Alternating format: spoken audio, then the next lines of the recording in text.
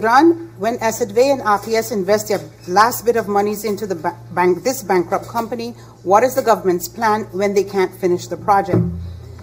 The answer, no money is invested into any construction company. There's money lent to St. Martin Medical Center. In the unlikely event that INSO can't finish the project, the financial guarantees that were described earlier go into effect, shielding the medical center and its lenders from adverse financial impact. MP Irian Aryan asks, are all financiers on board? Are they 100% invested? Yes, Mr. Chairman. Signing the addendum also confirms their full commitment. MP Emmanuel asks, is INSO a bankrupt company? Yes or no? So the answer is no. Then why are they in a special EAP? Why the $30 million to do as they please? The answer, because they are insolvent. The EAP is designed precisely to prevent bankruptcy. The $30 million is to help guarantee their continuity of business. Can INSO do as they please outside the member states of the EU? The answer, yes, they can. There's no limitation. INSO is free to spend the $30 million for all their projects approved by the EAP commissioners. Why is INSO looking for a buyer? The commissioners are looking for a buyer for INSO's assets, so the healthy part of the company can be separated from the debts of the company and thereby safeguard continuity of the company. NIB Bank was invited to do what?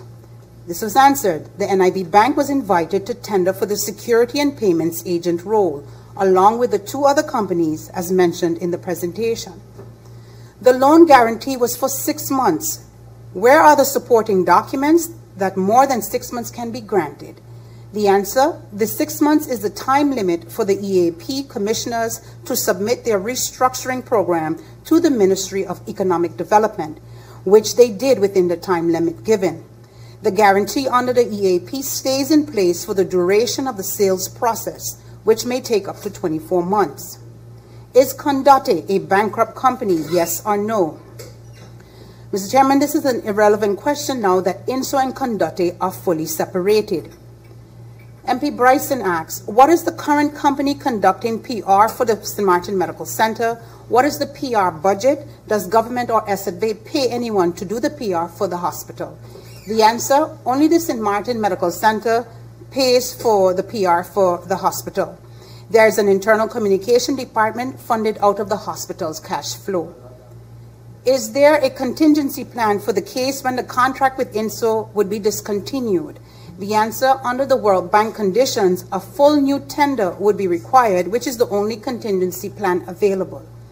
MP Westcott asks, can Parliament receive a copy of the advice of the Corporate Governance Council on appointment of board members for the medical center? What was the government's response? That will be given in writing, Mr. Chairman. INSO can cancel and explain the circumstances under which INSO can cancel. Can the St. Martin Medical Center cancel from their side and under which conditions? Yes, there are circumstances under which the medical center could cancel the contract. The exact conditions are subject to confidentiality.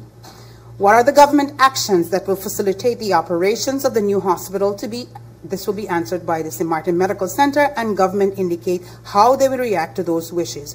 We will provide those in writing. What is the status of the mobile health bus? That will be provided in writing. Parliament received answers by the Minister regarding motions with breakdown about matters mentioned in the motions in Parliament. Those questions posed by the Member of Parliament will be answered in writing. Is INSO bankrupt? The answer was no. Now we hear that they are insolvent. Mr. Chairman, the dictionary says bankruptcy, a person judged by a court to be insolvent, whose property is taken and disposed of for the benefit of creditors. When we ask the question, is INSO bankrupt? No. Now we hear INSO is insolvent. Thank you very much. I don't know what more to say. That's all. I'm done with this. Thank you very much, Mr. Chairman. I'm done. I feel the frustration from MP Emmanuel, because it's the same situations that we had when Minister Lee was here. Mr. Chairman, Honorable Prime Minister, even you reading the answer and saying no the first time. Not that they know, but I said, no, let me just Google one more time. And as soon as I put up the word in Google, Google asks me, which word is similar to insolvent? The first word that pops is bankruptcy, bankrupt. There's a million synonyms that describe the same thing. And it's almost like a game, like you ask the same question over and over, and then you can use a different synonym to try to hide the fact. No, like, at the end of the day, we already said, that it's up to the medical center. So if the insurance is bankrupt or not, that's their decision up to now. But they can't change the facts. Insolvent, bankruptcy, fallecimiento, they're all the same. They're all the same. But why are we running from the fact? Stand on your ground. I make the decision. We stand by our bankrupt company to work with them. We believe we will succeed and we will not fall in the same footsteps of Curacao, because what happening in Curacao right now, right? And we stand by that. And the MP Emmanuel said, God forbid, because of course I'm hoping that you prove me wrong. I'm hoping. I don't want to be in any situation that we predict, but God forbid if it does, then yes, we will. Myself, a few of us in here, will try our best to hold you responsible as much as we can. I want to join the colleagues who have asked for clarification on the issue of insolvency and bankruptcy, and very specifically what it means in the case of INSO, etc. When I pull it up, the first thing it reads, insolvency versus bankruptcy. Insolvency is not the same as bankruptcy. Insolvency is a state and it continues. So I really mean this. So I heard it several times. Just please explain what it means specifically in terms of INSO St. Martin Medical Center. Thank you, Mr. Chairman. Emmanuel asked, is INSO bankrupt? The answer was said no, but they are insolvent. Indeed, there is a difference between insolvency and bankruptcy within this case. And I think that we explained it, whether we use different synonyms or not, there is something in place for INSO, so they are insolvent at this current moment, and I think I answered that question. What about retendering instead of going to the number 2? MP Bryson asked the question. Indeed, MP Bryson, that is not available in this process. Indeed, I do know that sometimes in government when we do procurements and bids out there, they go to the second bidder, but in this process, this is not available. So they can't go to the number 2. They would have to retender all over again. MP Edian had no questions. Thank you for your points given. MP Westcott Williams asked for clarifications on insolvency and bankruptcy. I think also too, we will send that also in writing for it to be clear, because I can understand where you're saying, no, it's not bankrupt, it's insolvent. And I do know at times both words are used interchangeably. So in the case of INSO, we will make it specifically clear for the case of INSO about whether they are bankrupt or whether they're insolvent, but they are insolvent.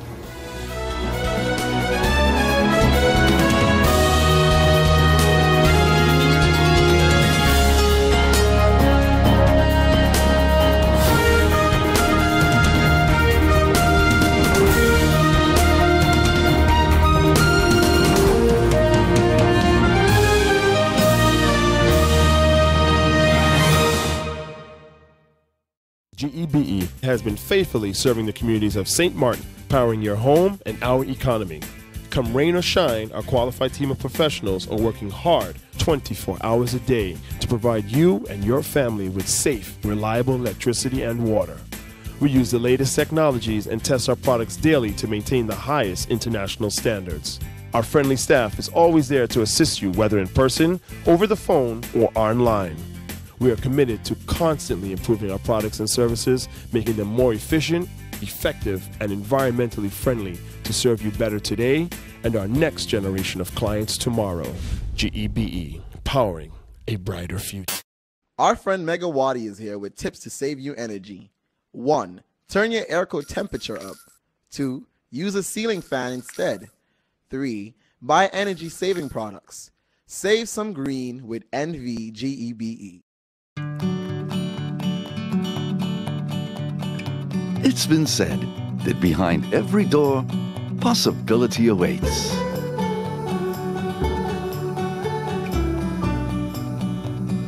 much possibility depends on which door you open first. Every day, we help our customers discover the possibilities in their lives. It all starts with a conversation. Scotiabank. Discover what's possible.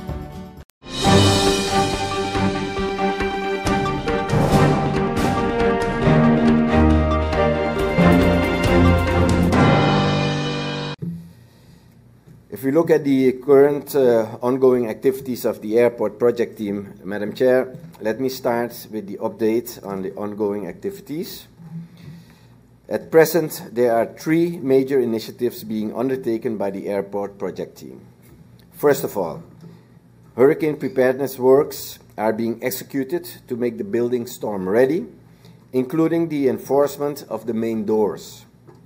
Secondly, the project team is making preparations to increase the airport's capacity for the winter season, which will require additional seating and other extra facilities. This is necessary to accommodate the increasing amount of passengers traveling via PGIE. The forecasted figures show an increase from 60% for 2019 to 80% for 2020 in comparison to the results of 2016. Finally, the project team is working diligently on the planning of the next phase of the reconstruction works. The tendering of these works is expected to start in early 2020 and will take approximately 4 months to complete. The second, the organizational developments, Madam Chair. We received an update that the airport is currently completing the management boards and supervisory boards to ensure that all the necessary expertise is in place during the reconstruction period. Additional expertise is being attracted to ensure that both boards and the organization can completely focus on the restructuring of our airport and its businesses in line with the introduction of the new business model at the airport 2020. On the appointment of the interim CFO, the Council of Ministers has been informed by PGIA that the candidate was evaluated by BDO's recruitment process and is now awaiting the screening process, which is scheduled for later this month. The appointment of the interim CFO was initiated by means of an executive instruction on May 29th by the Managing Director of the airport, PGIA, the holding, as that is. The instruction was to appoint Mr. Gerben Stavast of the Schiphol Group as interim CFO and to appoint a local counterpart next to the interim CFO. PGIAE was not able to complete the planned time frame for appointment of Mr. Stavast, which was set for August 1st, 2019. However, Mr. Stavast is already on St. Maarten and is working together with the airport CEO, Mr. Brian Mingo, in the capacity of financial advisor. In the interim, Mr. Mingo continues to fulfill the responsibilities as CEO and acting CFO. On the appointment of the CFO counterpart, the Council of Ministers has been informed that the recruitment process by BDO is ongoing. The process started in July and 9 candidates have applied. The top 3 candidates will be interviewed, after which the most qualified person will be selected. The target date for the appointment of the CFO counterpart is in September. In addition to the ongoing appointment process for the CFO and the CFO counterpart, PGIAE is assembling a project team to manage the reconstruction of the airport. The executive sponsor is Mr. Mirto Breel, the technical director of the airport. The project team is and will continue to be supported by advisors from Schiphol Group and Corgan International. The latter is a design and project firm hired by the airport for the reconstruction of the airport. The Council of Ministers has further been informed that a more detailed review of the organization will take place to ensure that the organization can support the new business model and that adequate training and coaching will be given to the employees of PGIA. The third project is the funding next phase of the terminal reconstruction works, known as package number 2. Madam Chair, it should be recalled that PGIA borrowed $140 million in 2012 for capital improvement projects. Following Hurricane Irma and the airport's predicaments around the insurance payout by NAGICO, PGIAE was unable to acquire additional commercial funding in 2017 and 2018 to finance the necessary terminal reconstruction work. Factors that the airport itself has highlighted for its inability to attract commercial funding are the high interest percentages offered by potential financiers, lying between 6 and 7%. The fact that potential financiers wanted too much security and that the airport has an ongoing obligation to pay over $1.2 million in debt service per month to the existing bondholders. So as a result of the airport's inability to attract commercial funding in 2017 and 18, PGIAE consumed its existing reserves, leading to a very poor financial situation at the airport.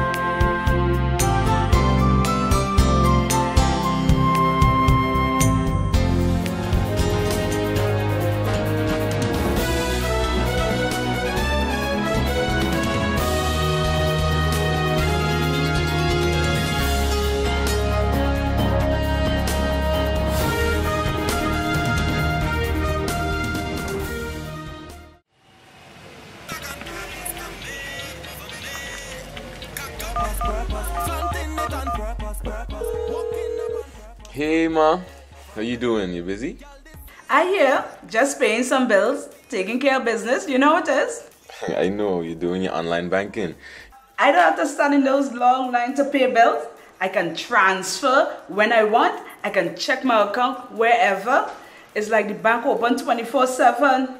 I even here checking the statement right now as we're talking. How's Miami? Well, that's why I'm calling. I'm finishing up a few songs now, but I'm afraid that studio time might be more than I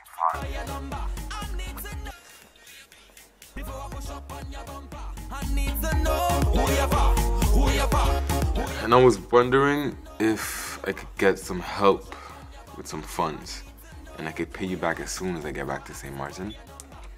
Let me check my account. How much you need? I think 500 should be enough. I can transfer it to you while online. Direct from me to you. No problem. Great. Thank you so much, Ma. I'll get online with Bib now. Alright, darling. You know who you're for? I need to know who you're for. Contact WIB today for your complete personal online banking experience. Available for all mobile devices. The Wynwood Islands Bank, now your online banking partner in progress.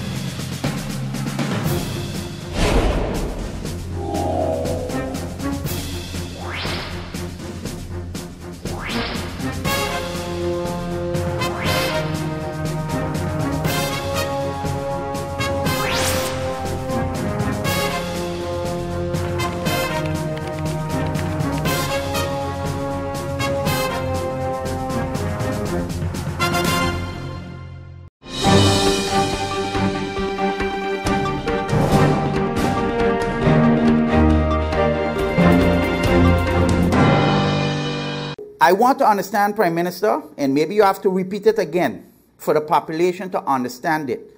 What are the obstacles this government has faced with trying to get the airport rebuilt?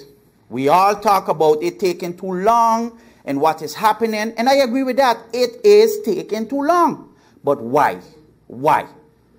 Why? We need to explain. And it cannot only be attributed to bureaucracy. There's way more going on behind the shadows, and we have ministers that come in here with their hands tied, right, because they're trying to uphold confidentiality. They're trying not to open Pandora box. Time to open Pandora box in this country. The opposition is calling for it. Let's do it. I want Pandora box to be open.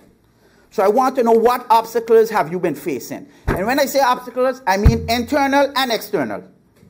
All the obstacles, all. Okay? I also, Madam Chair, via you, would like to know why the Minister of TIAT is not present here today. Okay? Because it seems, right, that when it's time to get good media, he is there at the airport. But when it's time to deal with the reality of the airport, he is not present. And I'm not scared to say that today. I don't care who gets upset. As MP, you know, we are privy to certain information, and as someone that is part of the governing coalition, and someone that was very vocal before becoming an MP, I have had to be very conservative on how I use the information that I am privy to. That being said, Madam Prime Minister and Minister of Finance, I want to focus on the structure of the airport. The holding company, the holding board, the operational board, and the management. Because, like MP France clearly stated, right, I can no longer look at the ministers. I got to look now at the structure that is there to make that company perform and work. Because the reality is, it is not the responsibility of the minister to rebuild the airport. It is the responsibility of the airport to rebuild its facilities. And there's a holding company, there's an operational board, and there's a management. There's a management, and I will say it this way, pre-mingo and post-mingo. Okay? That's what we think. I didn't hire you, by the way, so I won't talk about firing you. We just been here talking about how locals. I don't know, maybe, like Charity said in past meetings, maybe your skin a little too light, so you're a local. Okay, I don't know, but I won't be the one firing you, right? As long as you keep doing what is expected in your duties as CEO. So, Madam Prime Minister, I would like to know, I would like to dovetail off MP Duran also. Not only would I would like the list of the holding board members, not now. Again, start, and you can go as far back as 2016 to present. I want to know who are the board members during that period. I also want to know the same for the operational board. I want to know the same. I want to know also who is the present director of the holding board. I want to know when that person was put in place, right? And I want to know what's the status of that position. How they are hired, who decides to hire them, how much they are paid, and what are their responsibilities towards the holding company. I also would like to know who was the director of the holding company before the present director. And I want to also know, has this individual, right, been working for the holding company since a new director took place, right, within the last 2 to 3 years? And if this person was working there, I would like to know in what capacity and how much also they were paid. I dovetailing off of the opposition. I want to know all the details. Let's go in all the details now. So I hope I made myself clear on so far as what I expect from the boards. I have been one that's been very vocal about government-owned companies. I think right now that these government-owned companies need to really work for the country. They need to really be, they are supposed to be the jewels of St. Martin. And they not only need to produce concession fees, they also need to give employment, gainful employment. They also need to give opportunities to local contractors and businesses. But the operative word is fair. Fair. You understand? Fair opportunities. Not that you have to have a friend and you have to be connected to this politician and that for you to get a contract in those companies. Okay? So I also want to know that. Next thing I would like to know is, you know, all over the years we heard about how lucrative and prosperous the airport was financially. After Irma, we saw all of a sudden the airport almost being bankrupt. Can't pay its workers, have to come to government to get liquidity support. So something doesn't make sense there. Was the airport financially viable before Irma? Right? And if it was financially viable before Irma, I want to know how much money was there before Irma. And I want to know what happened with that money, right? That the airport had to eventually come to Parliament, right? And state pretty much that they can't pay their workers. I want to know where that money gone. Okay? Now, with that in mind, and I asked this to the Minister of TIAT, and I asked it on a couple occasions, and I never got an answer. I didn't choose to press the issue, but today I think it's time I press the issue. I want a list of all contractors that was hired, right, after September 6th, with the totals of the contracts and the scope of work of those contracts. I would like to see that. I think it's time. I think it's time that we stop beating around the bush and only choosing to look at a certain period of time. Okay?